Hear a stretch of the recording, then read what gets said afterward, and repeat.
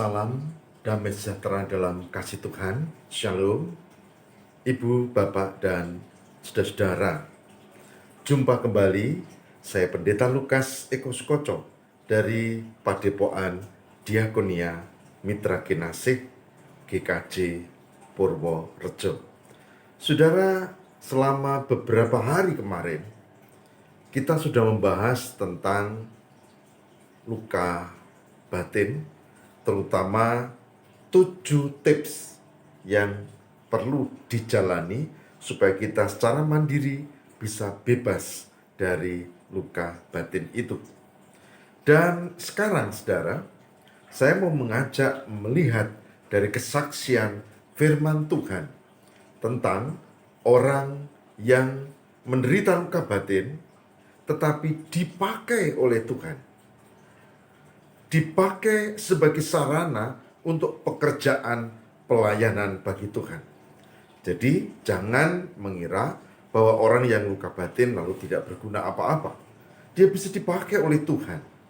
Dan kita akan belajar tentang hal ini, sebuah kisah yang menarik yang ada di dalam kitab Hakim-Hakim. Saya akan membacakan bagian dari Hakim-Hakim. Hakim-Hakim pasal 11. Hakim-Hakim pasal 11 pada ayat 1 sampai dengan 3. Hakim-Hakim 11 1 sampai dengan 3. Demikianlah firman Tuhan.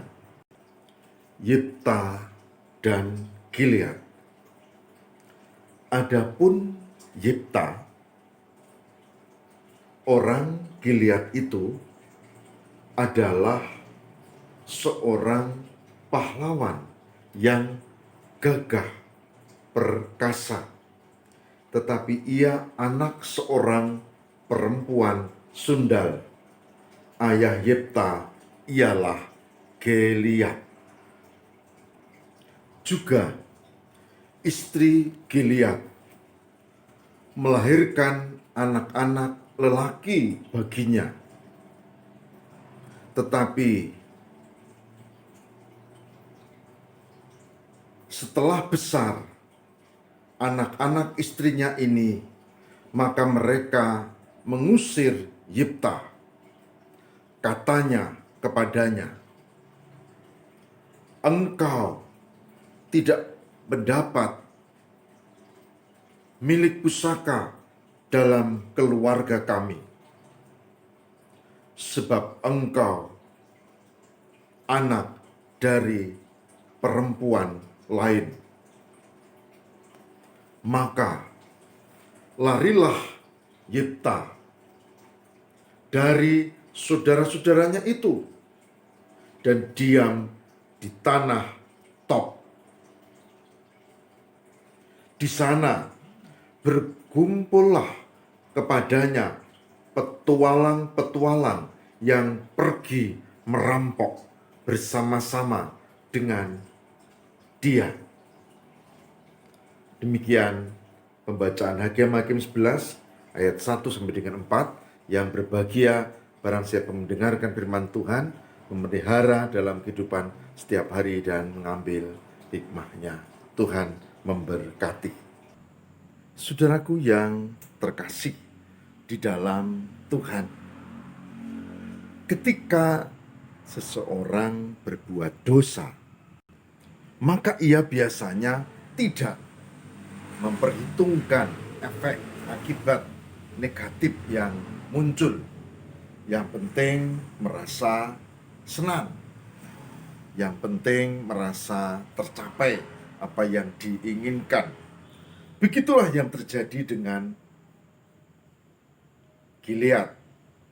Dia sudah punya istri yang sah dan melahirkan anak-anak dari istrinya itu, tapi dia masih selingkuh dengan seorang perempuan. Di dalam bacaan tadi disebut seorang sundal, dan lahirlah yang disebut Yifta. Tentu saja anaknya ini dibawa pulang dan di rumah itu ada istri dan anak-anaknya yang lain. Saudara membaca tadi di dalam Alkitab, anak-anak lelaki dan yang lain, sementara mereka besar, mereka mengatakan, kamu tidak berhak mendapat warisan karena kamu anak perempuan lain. Lalu diusirlah Yifta dari rumah. Dia lahir dalam situasi yang tidak dikehendaki, tidak dengan seorang ayah ibu yang sah. Dia lahir di bawah diasuh oleh ayahnya. Dikatakan tadi ibunya itu seorang sundal. Dan dia tidak mendapat perlakuan yang sama karena dia memang anak yang aib. Bahkan itu diceritakan kepada saudara-saudaranya sehingga saudara-saudaranya tahu bahwa Yifta bukan anak ayah ibu mereka. Dan kemudian Yifta diusir, bukan sekedar dia tidak mendapat kasih sayang, bukan sekedar dia tidak mendapat warisan, tapi dia diusir dan dikatakan harus pergi. Akibatnya kita tahu dalam bacaan tadi, Yifta menjadi kumpul dengan petualang-petualang, ya, anak-anak jalanan kalau sekarang, kalau dulu ya orang-orang buangan itu, dan mereka menjadi perampok dengan segala perilaku yang dilakukannya itu. Saudara, yang menarik dari kisah ini adalah ternyata nantinya Yifta dipakai oleh Tuhan untuk melepaskan, untuk menjadi hakim memimpin umat pilihan berhadapan dengan Amon. Dan disertai, bahkan di dalam Hakim-Hakim 11 dikatakan roh Tuhan ada padanya. Saudara, ini menarik. Ternyata orang yang luka batin berproses, ternyata Tuhan juga memakainya. Jadi yang dipakai Tuhan itu bukan hanya orang yang kelihatannya sempurna, orang yang mulus-mulus hidupnya, orang yang hampir tidak pernah berbuat salah misalnya. Tapi Tuhan mampu memakai siapapun. Tuhan berkenan memakai siapapun. Dan orang yang memiliki luka batin yang hebat seperti Yifta diangkat dan dipakai. Meskipun ini juga belum berarti luka batinnya lalu selesai. Tapi yang menarik adalah Tuhan berkenan memakai.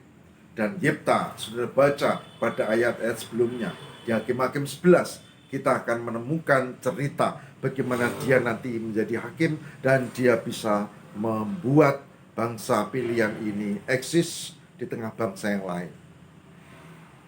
Saudara, apa yang kita pelajari dari perenungan kita pada saat ini? Mari kita cermati. Yang pertama, janganlah kita meniru perbuatan ayah Yifta, Gilead, yang kemudian memberikan warisan luka batin kepada Yifta. Jadi, jagalah supaya kita tidak jatuh dosa seperti ayahnya Yifta itu. Yang kedua, tetaplah di dalam Tuhan. Meskipun kita bukan orang-orang hebat, karena kalau pada saatnya Tuhan juga memakai kita untuk menjadi sarana pekerjaan pelayanan. Itu yang kedua. Dan yang terakhir, yang ketiga, yang tidak kalah pentingnya adalah dalam perjalanan hidup seperti Yifta juga, kita harus berproses untuk hidup dalam pertobatan kepada Tuhan, sehingga kita bisa menyelesaikan satu persatu luka batin yang kita terima, kita alami. Semoga dipulihkan Tuhan Saudaraku yang terkasih di dalam Tuhan, semoga 3 poin ini bisa kita jadikan refleksi. Kita bercermin, jangan sampai seperti kita perilaku seperti Gilead, kemudian berbuat dosa sehingga menimbulkan persoalan dalam keluarga, bahkan buntutnya panjang. Yang kedua, janganlah kita kecil hati, karena seperti Yefta, kalau kita punya luka batin pun kita masih dipakai Tuhan. Tuhan bersedia memakai kita, orang-orang yang penuh kelemahan ini, dalam pekerjaan pelayanan. Dan yang terakhir, kita perlu untuk sungguh-sungguh, kalau kita punya luka batin, dan biasanya memang setiap orang punya, mari kita selesaikan di dalam naungan dan kasih Tuhan. Saudara, saya percaya Tuhan memberkati kita, dan saya berharap program ini akan menjadikan kemuliaan bagi Tuhan melalui hidup kita. Mari kita bersama-sama satu hati di dalam doa. Marilah kita berdoa. Tuhan, kami orang-orang yang penuh kelemahan, cacat celah, tapi kami meyakini kasih Tuhan. Bahkan seperti Yefta, hakim-hakim, kami yakin Tuhan juga akan memakai kami yang penuh keterbatasan dan cacat celah ini, dipakai untuk alat sarana bagi kemuliaan Tuhan. Oleh sebab itu, berkatilah kami, ya Allah, dan bimbinglah, supaya kami tetap setia dan kami menyelesaikan pergumulan luka batin kami masing-masing. Setiap orang mengalaminya, supaya kami menjadi semakin sehat, tidak hanya tubuh, tapi juga iman, psikologis juga di dalam naungan kasih Tuhan. Tuhan, tolonglah kami, tolonglah yang menyimak, mengikuti program ini. Berkati saudara-saudara kami, supaya mereka juga ada dalam naungan kasih Tuhan. Terima kasih ya Allah, kabulkan doa kami. Demi Kristus kami berdoa. Amin.